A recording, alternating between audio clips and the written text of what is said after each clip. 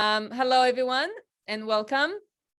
And I don't know how many people are out there watching this, but we have here both this year's lab students as well as the instructors and our program director, Megan Speary. So I'm going to ask Megan to open this shortly, but I just want to thank everyone for doing an amazing job. And I watched every single one of your films. And after tracking everything that you've been doing for 3 weeks to finally see the films, it was amazing. And also got to see the promo piece that you guys did all together. And I thought that that was incredible. So thank you all very much. And you should be very, very proud of yourself. We at the Woodstock Film Festival are very proud of you. And Megan, go for Megan. So unmute yourself, yeah. Yep. Hi, everybody. Thank you so much for joining us this evening. I think that we should really start with the filmmakers and have them introduce themselves and just give their little synopsis, not little synopsis, but the elevator pitch of what their film is. And just so that we can get everybody to kind of know who you are, who each person is. So Alishka, would you mind starting? Hi, I'm Alishka. I made a short narrative film in as seen on TV style that basically promotes a product called a personal motivational speaker, which is a voice inside your head that gives you bad advice. And Rue? Hi, I'm Rue. I did a short documentary that was a deep dive into what's going on in the minds of people living in Kingston during the pandemic and hopefully like in the transition coming out of it. And not just what people are looking forward to individually, but how the city itself has changed over the past like year and a half. Awesome. Quinn. Hi, my name is Quinn. I did a short narrative about two families in the time of COVID. One family has a very extroverted kid, but more mean parents and more aggressive. And the other side of the family has a very introverted kid who's struggling with a lot of anxiety, but their parents are very open and are trying to help him. And so it's just how they get through it together, basically. Great. Grace. Hi, I'm Grace. I made a short documentary about the New Deal Creative Arts Center located in Hyde Park, New York. And right at about when they were about 2 years old, the COVID-19 pandemic hit, and I wanted to tell the story of how they survived and what the outcomes were. Awesome. Ellie. Hi, I'm Ellie. I made a short narrative kind of about my personal experience about a girl who's struggling with like self-identity and anxiety. And she goes through this journey of realization that there's no need to put this like idea of seriousness around life. And she goes back to doing things that she loves and what makes her happy. And she finds herself. So yeah. Great. And Chris.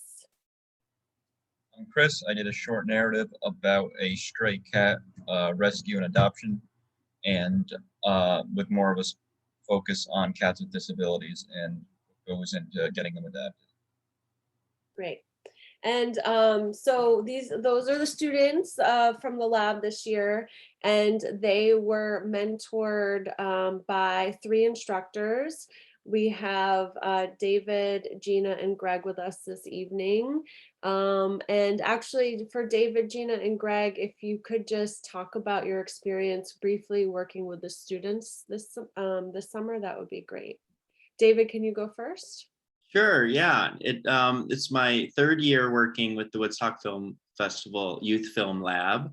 And, you know, it's really different every year. The students always bring such great ideas, but this year was really special because, you know, we've all been through such a tough year and a half, and the students brought such interesting ideas and addressed issues in their own unique way, in a really creative way that I think just kind of made me feel better about the world. And I think they all found a way to talk about something significant, but do it in a really inspiring or funny or creative way that I hope these films are seen by young people and all types of people, all around the country, all around the world, because I think they're just really inspiring. So it was a great experience as always, and a real treat to be a part of it this year. Awesome. And we're happy that you came back. Gina, can you talk a little bit about your experience with the Youth Film Lab this year?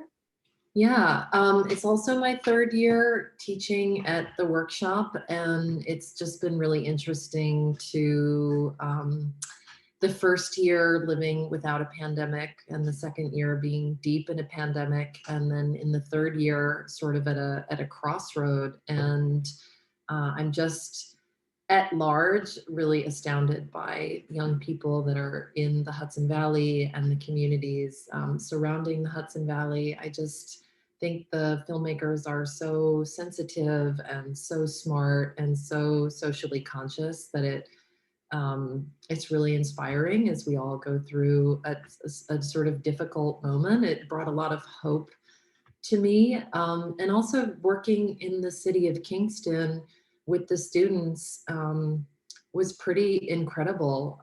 The students put a lot into Kingston. They had a lot of interest in the city and the people in the city, and the city of Kingston gave back as much as the students, sort of gave of themselves, which was a lot. So to just live in a community that is just so beautiful and really fosters art and creativity is just always a gift. And the students are just very inspiring, and they're at the end of the lab, they gave us a gift. And I just think that is such a beautiful thing to receive a gift from your students. We all put a lot into our art, and we all really want to share what we know and support you on your journey. So to have that type of gift at the end is not expected, but like such a cherry on top. And it just shows that this was a really extraordinary group of individuals. And I'm sure we will all be at the Woodstock Film Festival together one day. So just feeling a lot of gratitude for being on the journey of these films. Yes, we loved the cookies. Thank you. We did. Students. And Greg, just could you give a comment about your experience with the Youth Film Lab this year?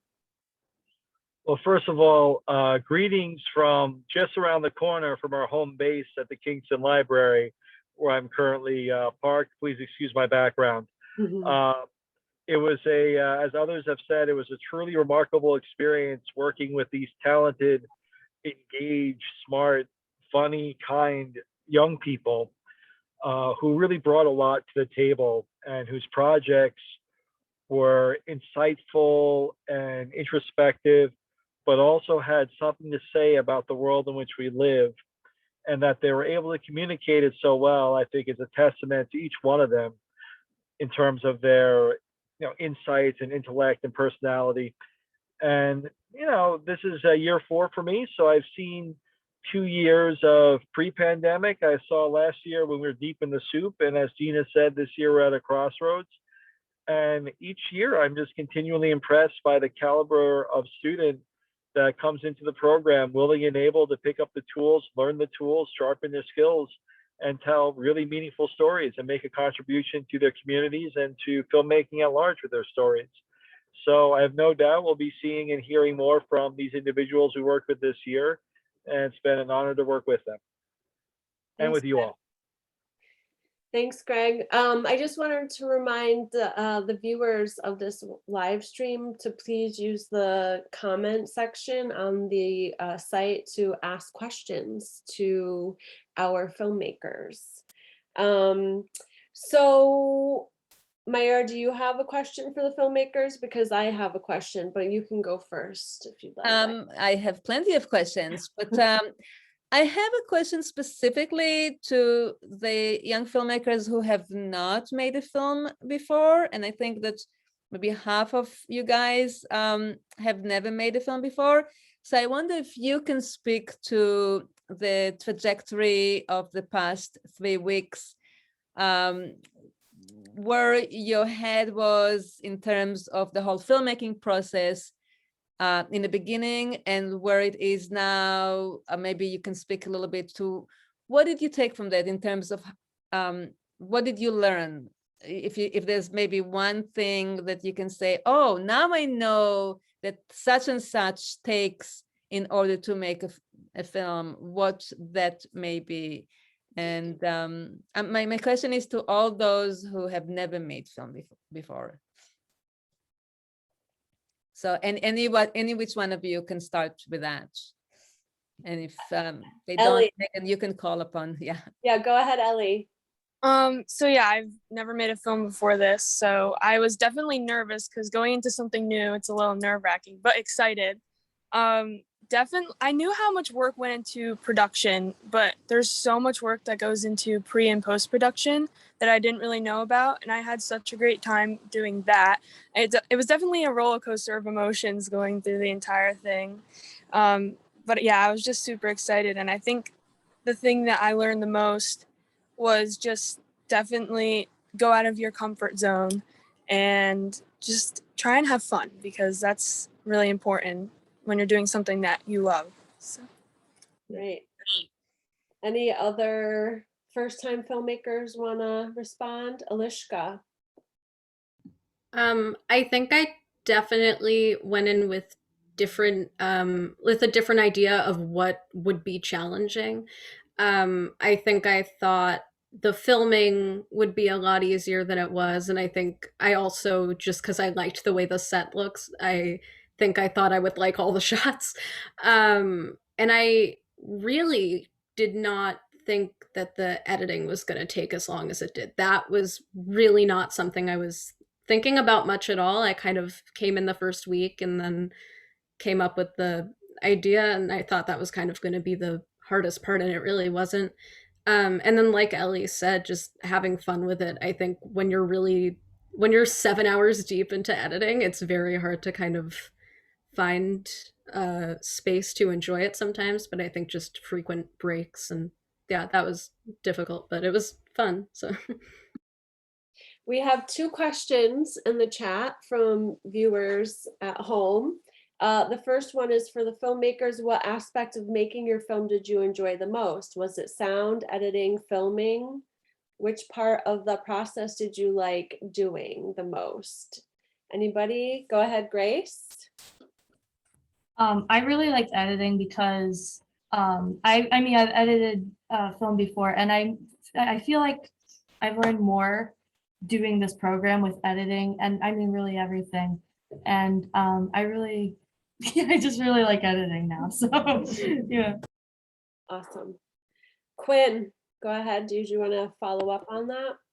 Yeah, personally, I mean, I made a few films, and it's always exciting to record them, film them, direct them, but by far, same as Grace, editing for me is such a fun thing because there's so much more than people think about it. Like, it's not just lining up a few clips. Like, if you don't like a shot, you can take all the shots you have and mush them into one and do a lot of stuff to them. So I think after even this camp, I've just seen how much I like editing just so much more. Yeah, just every single time I make a film, I'm like, I want to edit. I'm sure that our mentor, Michael Taylor, is going to love hearing that. Yep.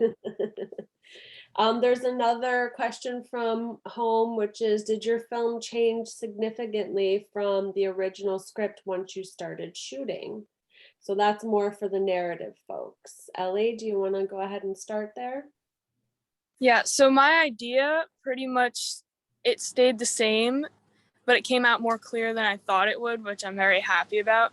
But definitely my shot list, which I know is supposed to change like extremely when you're actually shooting, but my locations changed so much, and like my shot angles and everything, and it kind of came out completely different than what I thought it would have originally looked like, but I love it, so I guess that's a part of it.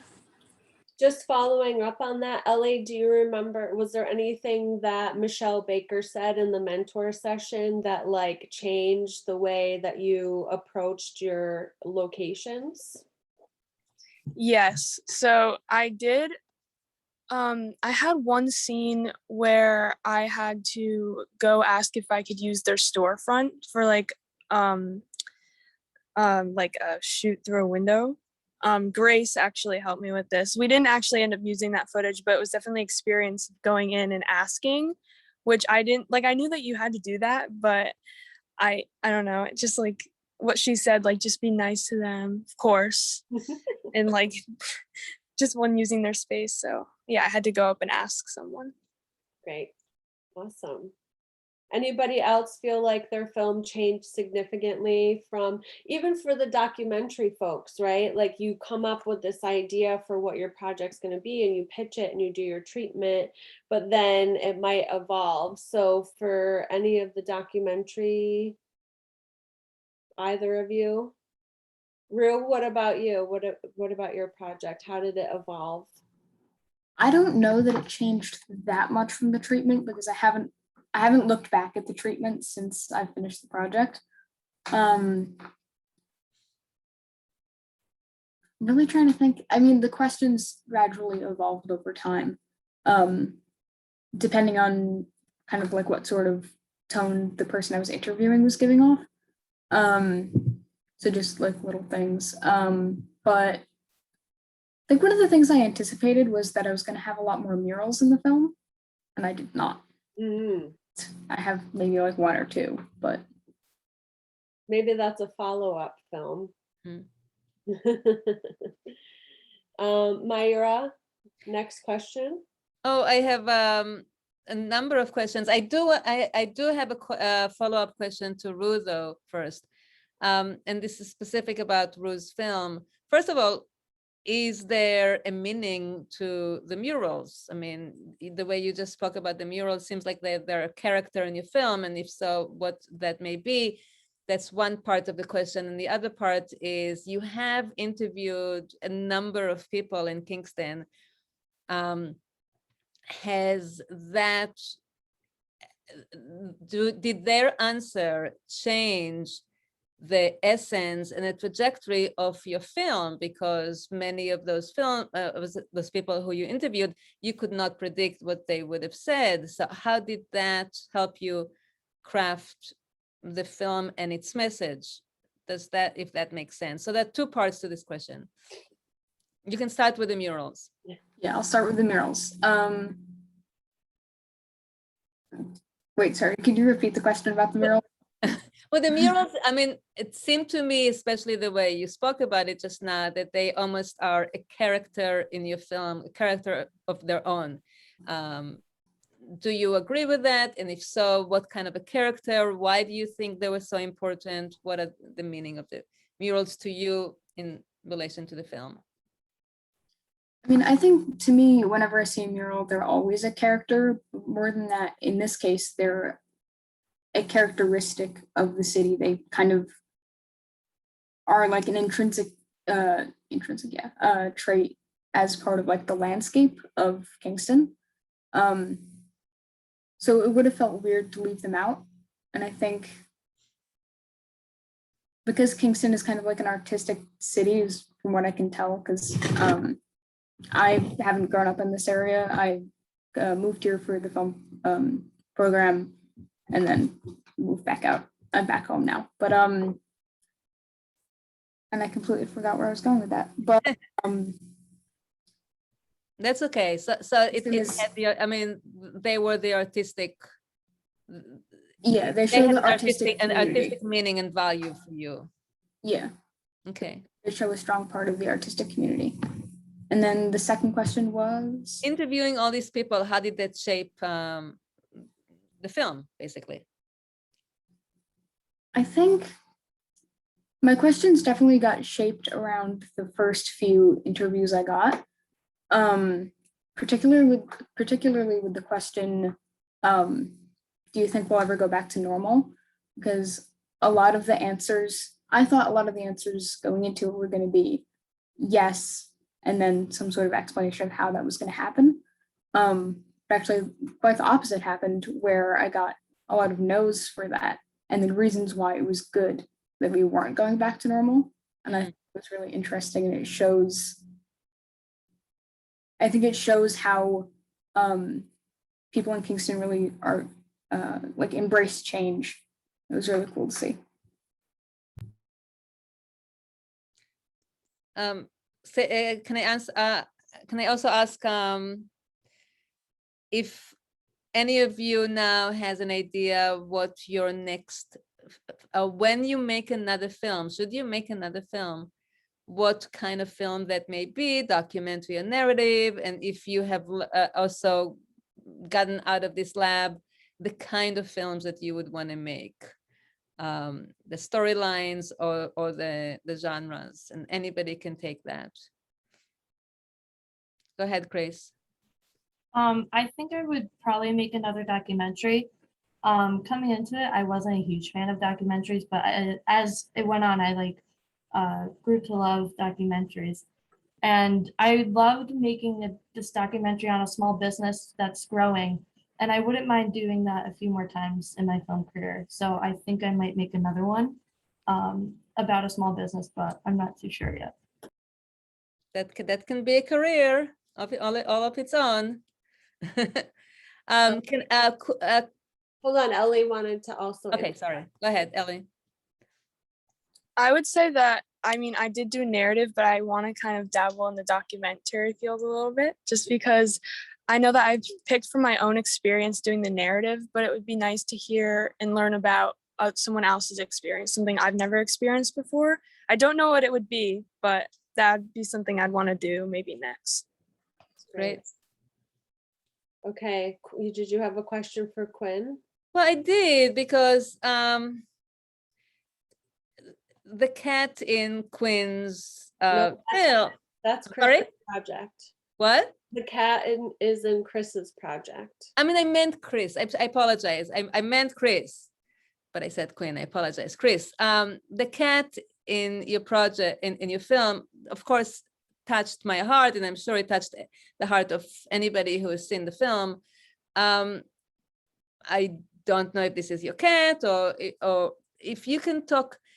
You know, when you see films and you have animals that are wounded or something, you know, there's always saying like no animals were hurt in the making of this film.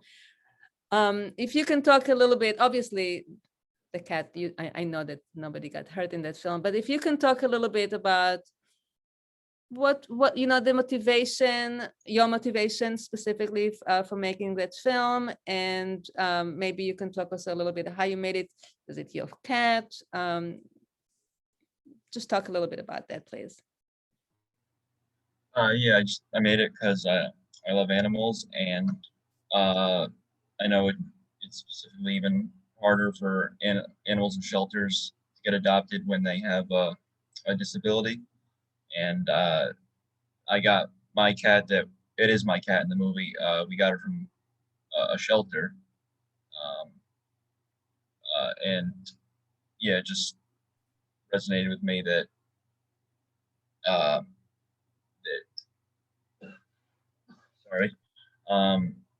just the idea of spreading awareness that it's important to get animals with disabilities adopted and take on the challenge.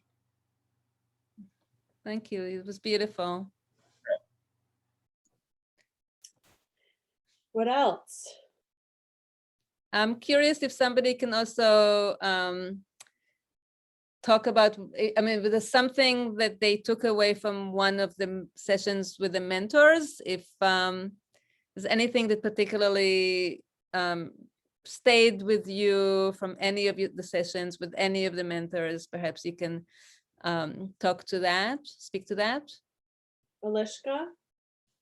This isn't a specific thing, but just the way that when Carlo came to speak, just how much like we as people, but especially as students, kind of benefit from engaging with those people. Like that was such an amazing experience, and just the way that the conversation really was able to get so far just from all of us kind of interacting, not only with Carlo, but I think in a different way with each other, speaking off of each other as well. And that was just like a really incredible experience. Yeah, it was amazing. Yeah, who else wants to talk about a mentor visit? Grace?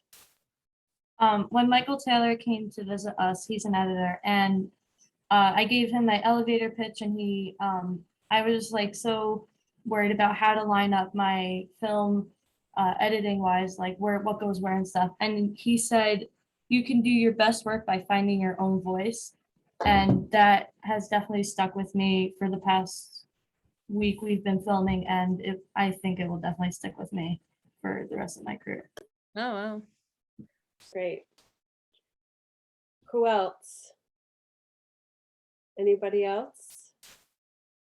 So I want to ask you guys a question, because you guys were all working on your own projects, and all of your projects were so different in like storyline and content and themes. And I'm just wondering if you guys learned anything from each other's projects, or if there's another project in the group that you just like totally love how it came out.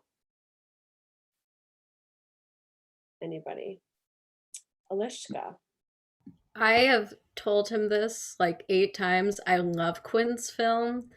I love the message of it. It just it was so amazing to like be in a small group with him and to see like the script, and then just the final product is so beautiful. It's edited so well. It's so nice to look at.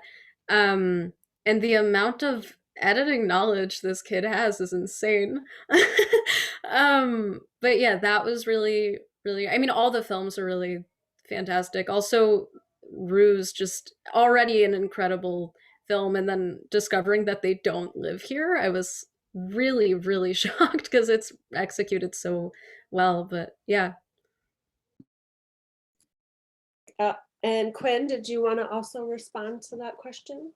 I was waiting for somebody else to speak, but yeah, I was about to say Alishka's film, just because like personally that topic of just like having any type of issue and having that advice of like, oh no, you're like, I've got a stomach ache. It's like, oh, feel better. Oh, thank you. Now I'm all better. It's like, even if they're not trying to be annoying, like that sense of bad advice, I just love the way Alishka made it, and just the way like that being her first film is insane. I did not think that was her first film. Like that was pretty incredible. But yeah, and just that topic was the whole thing, the whole idea of the film was very, very clear. And that is a very hard thing to do. Awesome. Ellie? I just want to say that I enjoyed everyone's film, and I think that I learned something from everyone's, and I really enjoyed them. But I think being in a group with Grace and having hers be a documentary was just such a cool experience. And not only did I get to learn things about documentaries when I was doing a narrative, but hers was just so amazing, and like listening about how much her parents really enjoy what they do with the New Deal, and like they're so passionate about it. I just love listening to people speak when they're so passionate about something. So yeah, I think she captured that really well, and it was amazing. Great. So what else? I think, well, I wanted to say that I feel this year being at the Kingston Library was, I think, a really great opportunity for everybody to be. I mean, you know, obviously we're grateful for the opportunity to be in the library, but it was so, I think, awesome for all of the students to be in that space. But, you know, like obviously Rue's project was centered in Kingston, so having that kind of as the hub really helped their story. But I think even like for Alishka or Quinn, I think did you end up using that shot that you filmed outside the library? I can't remember. So, you know, you ended up using a shot from the library in your film. Ellie, you know, ended up shooting not too far away. So it was like, even though all of the films weren't based in or around Midtown, there was some kind of influence. And I thought that was a really great opportunity for everybody to be in that space. So what do you guys think about the community of Kingston and what your exposure to Kingston through doing this lab and spending the 3 weeks in that part of Kingston? Rue? I guess I should probably speak on this because I like kind of just dove straight into the area. But I learned, and I think partly this was one, not just me like being in the area, but also through my documentary, I really like got to the heart of the city itself. And just it was weird kind of like getting a capture of what's on everyone's mind, being just in like an entirely like new, I'm redundant, but being an entirely new person to the area, getting little snapshots of what's on everyone's mind was really interesting. Mm-hmm. Mm-hmm. Great. Quinn? Sorry if there's any background noise, but I had been to Kingston many times, and you know I saw a few buildings here and there, and like they're like, oh, that's a cool picture or whatever, that's a cool painting. But then going there in the mindset of like I'm gonna film something here, it just like opens up a different gate of like every single street corner has something unique.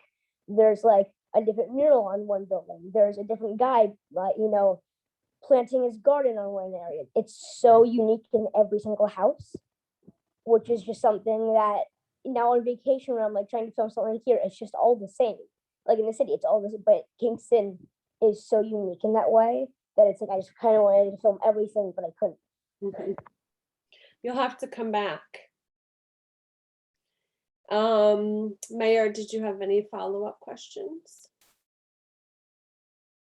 Oh, you're muted. Not really a question, I have a comment. Yeah.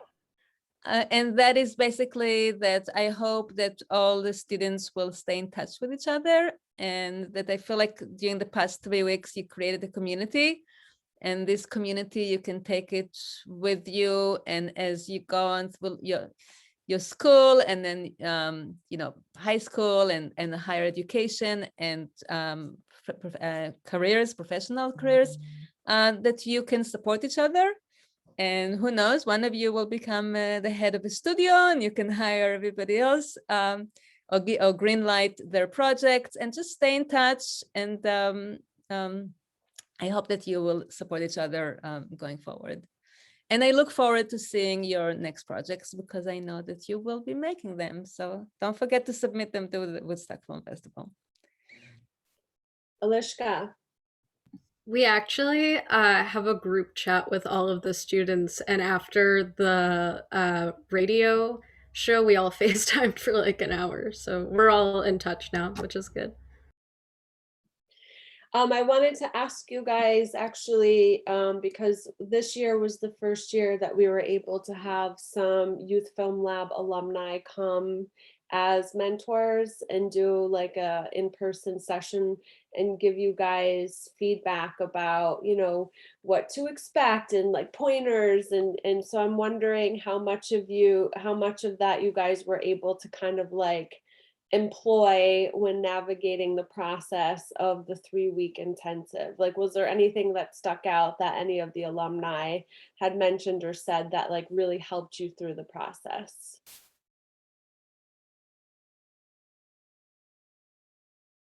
Ellie? I took so much out of that. I mean, I knew a couple of them, so that was even more of a treat, but I think that it kind of eased my mind a bit about going forward, kind of just, obviously it's not like, oh, it's easy now, but like my anxiety levels went down a bit, kind of hearing from their own experiences. And also I forget who said this, but they were like talking about how also acting can kind of show you the experience in front of the camera and help you with experience behind the camera, vice versa. I was thinking about that, and I kind of want to try that just because I want to know like what it's like in front of the camera and kind of empathize with the actors. So that's something I kind of want to do going forward. Great. Anybody else? Alishka? Mac Tier had said, don't stay up till 3 a.m. editing. And I said to myself inside my head, that's never going to happen. And yes, it did. And he was right. So Yeah, Max here wasn't the only one that said that, by the way. I believe your instructors and the program director said, don't burn out, walk away from your project, take some time for yourself. So it's part of the process. You gotta, you gotta learn. Quinn? All three of them kind of said this, but I mean, just a thing of like having experience on other things, not just filmmaking, like whether it's acting, or even playing an instrument, just to have that, either if it's taking an acting class while you're directing, to be able to communicate with an actors in a way they understand or is very meaningful to them, and they can take it and run. And then also if you're playing an instrument, like during the editing process, to on every single musical beat cut, or on every single blink, or having that sense of tone, and just it's really great to have other experience outside of editing to bring inside filmmaking, because that can just bring it on a whole nother level. That's right. That's great. Well, there's no new questions or comments in the live stream. So is there any advice that you guys would like to give to future Youth Film Lab students? Ellie? Don't quit halfway through because you're stressed out. Stick with it and have fun, because I got to that point where I was really stressed out, even though I was so excited. And it's just such a great experience. So please go through with it. That's all. Great. Who else? Words of wisdom now that you're filmmakers. Alishka. really allow yourself to dive deeply into your ideas before you start narrowing stuff down to figure out what you're going to end up producing. Good idea. And Quinn. Always save all your files on a backup hard drive. Don't make the mistake I've done too many times and have not learned from it. It's a very good words of advice. Anybody else? Grace? Just get as much experience as you can and as much knowledge, because I believe the more I do film, the more I learn. It's true. And that's something that one of the mentors said, right? Was like the best way to learn about film and learn about filmmaking is to watch movies, right? It's an active thing, right? You have to, it's like a muscle. You have to keep working it out, right? And engaging with it and meditating on it. So whether it's a good movie or a bad movie, as long as you're actively engaged, like you're learning from it, right? Instructors, any last thoughts or words of wisdom for our graduates? David. Well, of course I encourage everyone to, keep making movies, and I love that you guys are in touch, and I hope you collaborate with each other. With the way we were kind of hybrid this year, we got a chance to kind of work together and have the students work on each other's movies. And in real life, in the future, like, you're always going to make movies with a group of people, and those people often become your friends and be your lifelong friends. And I just encourage everyone to embrace that. And filmmaking really is a community, and the Woodstock Film Festival has just been so great at cultivating this community. And so you're a part of that now, and I hope you just carry that forward. That's great. Gina or Greg, you want to offer anything? I just wanted to say congratulations to all the young filmmakers who went through this process and who are now our peers in the filmmaking community. And just as you're keeping in touch with each other, I hope you'll keep in touch with us too and let us know what you're doing. Really excited for all the good things the future has to bring for you. So keep dreaming, keep working together. And once again, congratulations. Yeah, I just wanted to follow what Greg was saying. It's kind of, you're in a community now and it's a brain trust, and it's, you know, we're here for you as you start thinking about the next steps. Happy to share like program ideas that we know, university ideas, look at things. As David said, it is a community, and we're all moving forward that way by looking at each other's work and turning each other onto funding opportunities, education opportunities.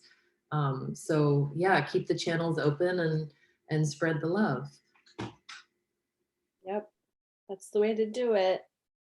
And also, please never forget that teamwork makes the dream work. And double down on the oatmeal cookies always. Okay. Anything else, Mayura? No, just again to congratulating everyone and thanking everyone, the instructors and the students, and our intrepid and very beloved program director, Megan, who's been with us. This is the 4th year that Megan is doing it. And we will be doing it again in 2022. So for the students, you will be invited to speak to the new class. And I hope you'll be able to join us then. And please do stay in touch with us and let us know what you're doing. And in turn, you know, whatever we can do to help you in your path of growth, we will, of course, always try to do that. Come to the film festival, end of September, beginning of October. And this is an invitation to everybody, instructors as well. And